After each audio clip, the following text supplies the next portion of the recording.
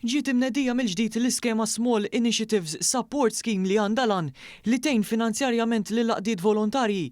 L-oqsma kollha huma eligibbli minn dawk relatati mal-isport, l-ambjent, l-art, il-kultura, saqdiet relatati mas-saħħa, id-diżabilità u l-edukazzjoni. Dan tħabbar mill-Ministru għall-Inklużjoni u l-Volontarjat Giulia Farrugia fil-preżenza tal-Kap Eżekuttiv tal-Kunsill Malti għas-settur tal-volontarjat Mauro Paċ Paraskandolo.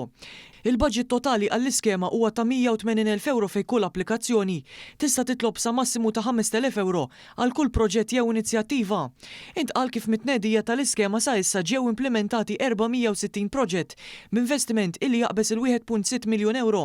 It-tnedija ta' din l-iskema saret waqt konferenza nazzjonali organizzata mill-MCVS bl-isem Shaping the Future of Volunteering, a Strategic Vision and an Enabling Legislation li fiha ġie diskuss il-futur tal-volontarjat kemm bħala strateġija nazzjonali u anka il-leġiżlazzjoni preżenti u dik futura. Il-Ministru Giulia Farrugia sostniet li l-Gvern jemmen bisħieħ fil-qawwa tal-volontarjat bħala pilastru essenzjali tas-soċjetà tagħna. Dawn aħħar 14-il sena urewna kif din l-iskema għamlet differenza fil-komunitajiet tagħna, komunitajiet li huma aktar sostenibbli mhux biss mill-aspett ambjentali ma wkoll kulturali u soċjali fil-mod ta' kif dawn l-għaqdiet volontarji ħolqu proġetti fil-komunitajiet li jagħmlu differenza fil-ħajja tan-nies. Il-Kap Eżekuttiv Mauro Paċ Paraskandolo qal kif apparti li qed terġa' tiġi mnedija l-iskema qed issir l-evoluzzjoni ta' dan is-settur dinamiku.